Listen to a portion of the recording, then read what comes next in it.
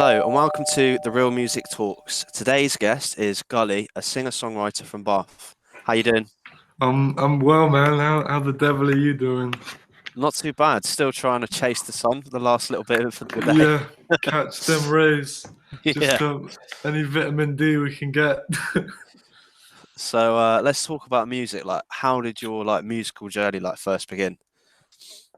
Yeah, so I was quite lucky in my upbringing.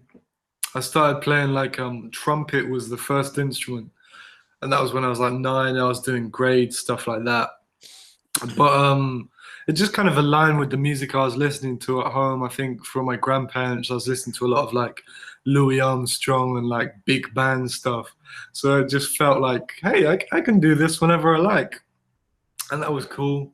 I think that kind of influence is something that's carried into the music I write now.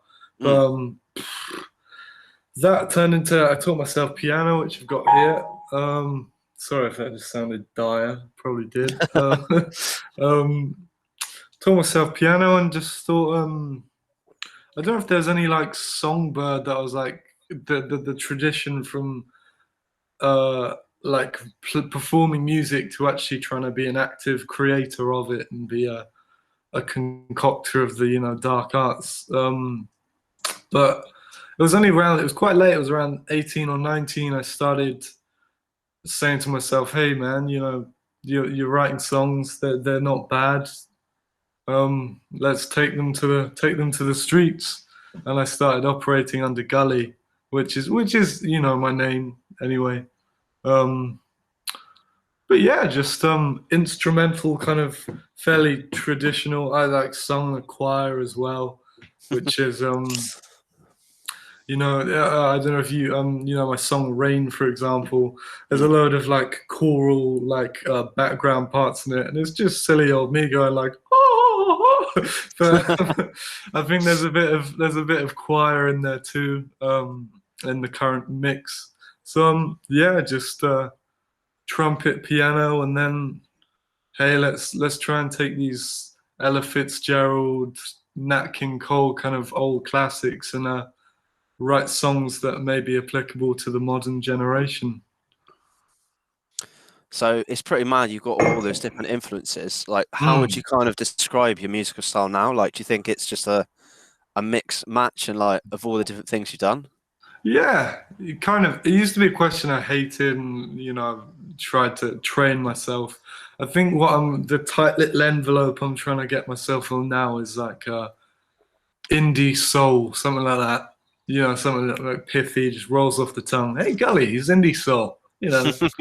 Whatever that means. When I perform live, for example, I've got a brass trio that performs with me. You've got trumpet, trombone, saxophone.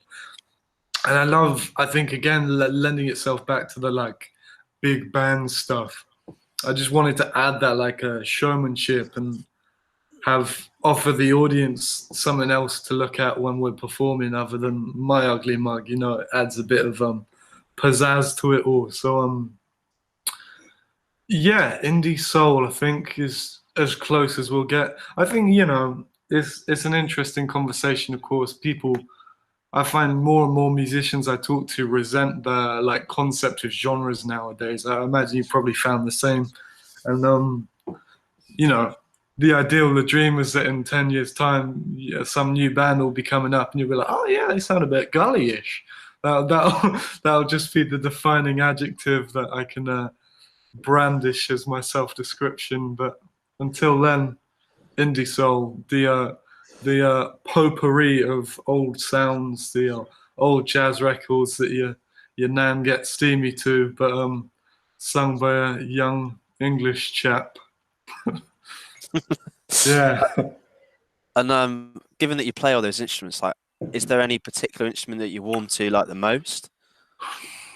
I love writing on guitar because it's something I've only started doing quite recently, and it was amazing. It was like being able to speak a different language almost. I've been just solely in this frame of mind that it was so often. Sometimes, very rarely, it will be like a drum beat, and I'll be there on voice memos on my phone, boom, chicka boom, you know, and then that'll come in. But most of the time I'll be writing like piano chords, and that'll be the basis of the song. So recently, starting writing on guitar it's been yeah, just a really cool new kind of lens to look through. That's what I'm vibing with a lot at the moment. But you know, you can't go wrong with a good sax solo either. If you're feeling saxy. How does it kind of develop from there? So like, you know, if you say Mm. if you're writing like a chord sequence, right? Is that sort of how the song starts, and then you kind of formulate all the different parts and layers? Can be. Yeah, sometimes I'll hear like a bass or like guitar riff. Depends on like, I suppose I try and listen, I try and like tune into like, because there's a load of different ideas. Say it's like a, you know, just like a simple four chord thing. You could hear like, you could hear like loads of different riffs and licks, and it's just trying to filter through all of the possible like permutations and ways, journeys that the song could go on, and trying to click into the one that feels the most accessible and will govern the song in the best way, be it a bass riff or drum beat, or even if it's like a vocal line. Obviously, if the concept of the lyrics, for example, that might dictate the kind of way that you steer the ship as well. So it really does vary. And it's one of those things as well, you don't I always get a bit like protectionist about it. I think like if I like analyze it too much, the magic Yeah, might be gone. So I just said, hey, whatever. There it is. Like it or lump it. for sure. I mean, sometimes you just got to go with the flow of something. Like if you overthink a part too much, Yeah, normally like you end up just returning to the first thing that came to you instinctively anyway. precisely. You Yeah, know? exactly.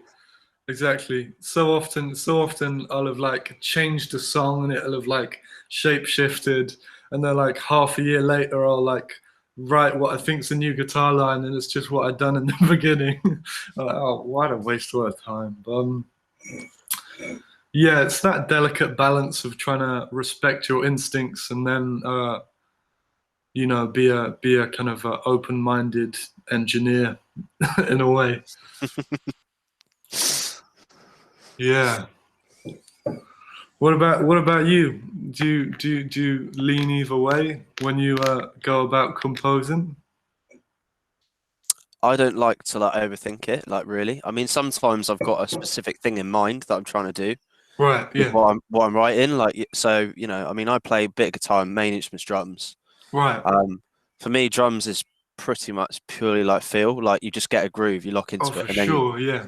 you like develop it. But it's almost like it's the same with a whole song in a way. Like, because obviously there's so many different layers of drums, right? Yeah. Like you always start with like the basic kick snare pattern, and then Mm. everything else is just like decoration. You know, Yeah. it just Yeah. kind of builds out from that. It's a nice way of Um, thinking about it. It's almost like painting, isn't it? yeah, yeah. So when you're laying down a beat, it's always like, you know, like I always think of like the bass drum as kind of like sitting in with the bass guitar. Like, Yeah. what notes are you going to hit in and sit at the bottom? And then the snares just keeping everything else together. Mm. And then you got all your like off hits and stuff like that. But at the end of the day, Yeah. it's normally just the basic backbeat driving it. Yeah. And then it's going for like the feel that you want for the song. Mm. That's super Um, cool. You don't hear that perspective often either, like a drummer's approach to songwriting. So that's sick. yeah, no, I think the groove is quite an important part of the music. Like it's what people kind of feel, and I think when it comes down to it, I don't know what your thoughts are on this, but Yeah. at the end of the day, you do tend to write based on like the kind of emotion you're trying to portray. Like it is kind Yeah. of this Yeah. feels right. Like this is the next thing to put in. So I wanted to ask more like how the production process feeds into your songwriting. Like, do you do a lot of production yourself? Yeah. Yeah. It's all me. It's, again, it ties back into that kind of just fumbling blindly, trying to grope for what part eventually fits the jigsaw puzzle. Like, I think, yeah, the the kind of term I suppose I use to address the processes, just throwing everything at the wall, and eventually it'll be, you know, like a Logic project that's got about 100 different tracks on it, and it'll be me trying to then detach and listen critically and be like, we probably don't need that reverse cowbell like that's been put for a subwoofer. Like it's cool, but it's exactly as you said, with even within the realms of groove. Often I'm so guilty of just like, this drum beat's super cool, but it'll be way cooler if you just had like a bongo going in the background. And sometimes it doesn't need it. Sometimes, you know, less is more. So it's still very much a work in progress, my approach to production. But yeah, I think taking a leaf from your book would probably be beneficial in being a slightly more empirical and looking at the building blocks and how they interact. But I literally just have, you know, the song quite early on. I'll have, you know, a vague kind of tapestry of what I want the song to be. And then it's this horrible kind of process that's wrought with like self-doubts and worrying about my own limitations as a producer and engineer, of trying to translate that onto the computer. Yeah. And you kind of sorry, go on. No, I was just, you know, I can hear it so clearly and it just isn't working. Yeah, I think that's quite hard as a creative if you're kind of like limited by like I mean, my main is, like I said, is drums. Yeah. And I can think of things on guitar that I can't play, if that makes sense. That's quite frustrating. Yeah. Right? when you mastered an instrument, you can kind of like play anything that you think, and then you've got like no limitations. Yeah, for sure. When you still haven't got those kind of skills, you can hear something in your mind, but you can't quite get it there. It can be quite frustrating. Yeah. You gotta call up your boy like, mate, it's time. The hour is nigh. Yeah. So how much have you like collaborated with like other musicians, or is it just pretty much been you doing everything? It's been pretty much me from the offset, and until about halfway through last year, I'd say. And I was on a course called Commercial Music in Bath, and it was very collaborative. For one, obviously, you were put in this kind of pool of a load of people trying to do the same thing, trying to release music and become successful on the local circuit. So there's inevitably a bit of competition there, but obviously, you know, you are often affronted with these opportunities to collaborate too. And don't know if you've heard it, actually, released start of the year is a track called Carpe Diem, and it was this producer called Jax that I just love the work of. He does this kind of Tom Mischy kind of just chill beats kind of vibe, and I hit him up and I was like, do you want to do something? And he sent me a beat. It was just like guitar chords and drums, and I wrote the top line, I recorded some brass over it, and we had the song, which was pretty fun. And it offered what I found, and surprised me as well, is that working with someone else, I didn't have to like so strictly adhere to like my artistic voice and trying to, you know, not that I'm, you know, putting any pretenses on, but I could just be more tongue-in-cheek and not have to be so like serious with it all. One of the lines is about just, you know, sex and board games, you know. It's just, it's not, you know, artistically profound, but it's just fun, and that was nice to have that license as well. And we are concurrently also working on our next single as a collaborative pair, Jax Beats and I. So stay tuned, Real Music fans. No, that'll be good. So look forward to hearing that. So obviously with everything that's been going on, I mean, like it's good that we're going back to normal and stuff now, right? But yeah, how have you kind of found it, like with the restrictions and dealing with things over COVID? It's well, my existentially, my setup is that I'm living northwest of Bristol, currently at like it's like this estate. It's like a B&B is the main house, and I work as the gardener there. And then I've got this, I've been granted this lovely space where I've got a load of keys and my band come and practice, or they did when, you know, we had gigs. we had our first practice today, funnily enough, for the first time in about 9 months. But because of that, I'm in such a remote location. I didn't have quite the same like culture shock of, oh my God, the city's a ghost town. You know, I was slightly kind of inoculated in a way, in that I hadn't been seeing my friends as much as I had prior when I was living in, you know, central Bath, etc. But mentally, I think was the biggest kind of tell. I just find myself. It was you know, the lack of, you know, knowing that you didn't have the possibility to do the things you wanted to do, even if, you know, you woke up the next day and you're like, nah, I can't be bothered anyway. It was just the fact that you had that ceiling just lowered a bit. You know, the room was just a bit more claustrophobic, and that affected the creativity a bit as well, which was all a vicious cycle. You're like, oh, I'm not making things how I want to be making things, and you know, you rely more on social media during lockdown as well, so you're comparing yourself to other people and the progress that they were making or apparently making. So that was definitely I'd say that was the biggest kind of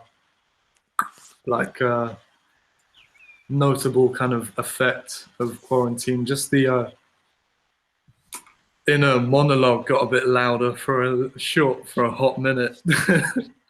But that was just a new challenge, I suppose, and you know, nothing that most people, endemically more creatives, but I think most people had something similar. So I've got off pretty scot-free, all things considered. New music's coming.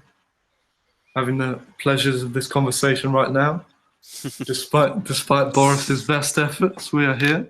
100%, yeah. And I've been doing this has worked out better for me doing like the because I was doing podcasts in person at the first, right? But Sure, yeah. you're obviously limited by like which artists you can go to see, like how Yeah. far it needs to travel, like the amount of time that takes. Man, yeah. And then so I moved to doing like this sort of format, and it's a lot easier just to jump on a call with someone. I Yeah. can speak to anyone anywhere in the world. Like I had someone on from Cyprus, you know, like Oh, blimey, just yeah. opens it up, like There we are. the possibilities. So there's positives and negatives, isn't it? Like it depends how you For feel in the sure. situation. Yeah, yeah. You know, it feels it's obviously people are going to struggle, but there's always the argument to be made, and you should be commended and you should be proud of yourself, because you know there is always going to be adaptability that people have to practice at the end of the day. And like I said, with the slight mental kind of darker hues that came into the palette all of a sudden, it's just learn about how to paint with them, isn't it? For sure. And you touched on social media a little bit. Like, what's Yeah. your experience with social media, and like how do you kind of use it as an artist? I suck at it, man. It's because I don't know if it's like it was definitely like slightly born of my narcissism and having like a preconceived ideal of how I want my audience to see me, etc. And the amount of conversations because I'll just post pictures where I think I look cool, and it's obviously not a real representation of my life. And I try and like kick that sometimes and just post like a butter selfie of me like with 4 chins, being like, thanks for listening to the song. But even then, you know, that's once in a blue moon. And yeah, there are people like in A&R that I've been talking to are saying, get TikTok's the future. And the thought just, you know, creases me up. I just can't bring myself to do it. So I don't know. I feel like the people that are best at social, you know, obviously there are anomalies to the rule, but I feel like the people that are best at self-promoting and social media are, you know, I feel like there's personality types for people that are intrinsically artistic and creative. And I wouldn't say that those same people are often necessarily good at singing their own praises and keeping on top of housekeeping, etc. So it's a rocky relationship, but I think we're doing okay. I see her on the weekends. Yeah. Yeah, it's definitely an interesting one. I think with how things are now as an artist, you can't not use it. No, yeah. There's pros and literally. cons in it, like, and a lot of people struggle with like how they want to define themselves and how they want to be seen. But at the end of the day, it's kind of just like marketing for you. You're just Yeah. reaching more people. Yeah.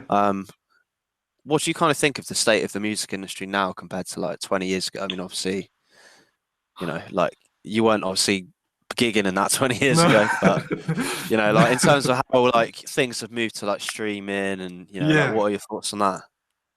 Well, it's interesting. It's um it feels like a very much more audience governed industry now with streaming, as you say. The phenomena of like buying an album and listening to it start to finish and people collecting vinyls. Obviously, there's like a counter movement and a subculture of people that love vinyls and have Mosleys or whatever. But it feels like people are more than ever able to pick and choose, and there's slightly more detachment from music consumption and being an audience to it. You know, you can listen to an album and just say, most of this is trash. I guess I like those songs. I'll save them. And that's it. So I feel like that has then predicated that the artist and the audience are further away, which then social media kind of swept into the space of and said, hey, we can bring you closer together. Mm. It's all slightly kind of, just an endless loop of trying to optimize and strategize and do all these things that I feel detract from the art personally. You know, all of the analytics and data and how to best appease your demographic. I don't know, man. What I do think it's done, I think inarguably it's taken away some of the mysticism that artists like Bowie and Prince and Whitney might have had. You know, you'd have some local radio station like David Bowie just seen in Hull, and everyone would rush to Hull to see David. You know, he famously frequented the streets of Hull, but now that's gone. People know where, people know where everyone is all the time. There's no mystique or kind of wonder around these things. You have to be accessible and available all the time, and it's a shame. I think people should be able to at least dictate how much they expose themselves and how much of them is readily available to their audience and the public at large. But we now live in a very transparent world with these screams. Dan. That's that's a really interesting point. But yeah, that you know, like as an artist, I guess, because you do see people like do it the other way, and they use it purely from an art perspective, and then Yeah, their personal life is very different, yeah. and they just that's just personal, right? But Mm. some people are very open, and they show like all their personal life on social media and stuff. Yeah, it's interesting. Because then, it's a bit of a damned if you do, damned if you don't. If you just use it as an artistic kind of platform, are you being disingenuous and not showing the true dimensions of your character? How are your fans going to connect with you if they don't know who you truly are? But then on the other side, you kind of Yeah. you sell your soul, and while your fans might get a glimpse of who you are as a person, which arguably social media could never truly offer anyway, then you're foregoing and losing any sense of ownership over your identity then. Ooh, sorry. Getting deep there. Getting deep there. No, stop me. No, it's all good. It's a really interesting point. But sort of like back to like the music side, because we're nearly out of time. So just a few more questions. No worries, man. What's kind of the plans for you for the future now? Like, especially with all the lockdown lifting and that. Yeah, so tying back into the gratuitous way that people are able to more selectively consume music now, I've thought, hey, screw it. I'm just going to do a year of singles this year, and arguably maybe it'll be easier instead of dropping an album and people being like, all right, I like this one on this one on this one, and that's it. If I just release a single and say, hey, like this, and then do the same and rinse and repeat. Obviously that, makes it sound soulless and like I'm not putting care into it. But that's what I'm going to do. I'm going to do 4 or 5 singles this year, the first of which is going to be mid-May. And to quote your fine self earlier, it's called See the Sun as well, which is hopefully something that people empathically connect with and is, a sign of the times, hopefully, that we might all be able to do soon. Yeah, be a good summer track. Perhaps. I'll definitely put it on my list for the summer. So yeah, we're nearly out of time today. It's been really great Ah, chatting. oh man, it's been a pleasure. Thanks for having me. No problem at all. Is there anything else you want to leave our audience with? Ooh, See the Sun, 14th of May. What else can I? Suppose I can also say that we've tried to align with that pesky June 21st, the second of Jax Beats and my collaborations will be out then. You can check out my EP Student Blues on platforms, and Carpe Diem, which was a separate single released on January the 1st of this year. And give Real Music UK some love too, obviously. Thank you. Nice one. Cheers. Take care. See you next Pleasure, time. man. Take it easy.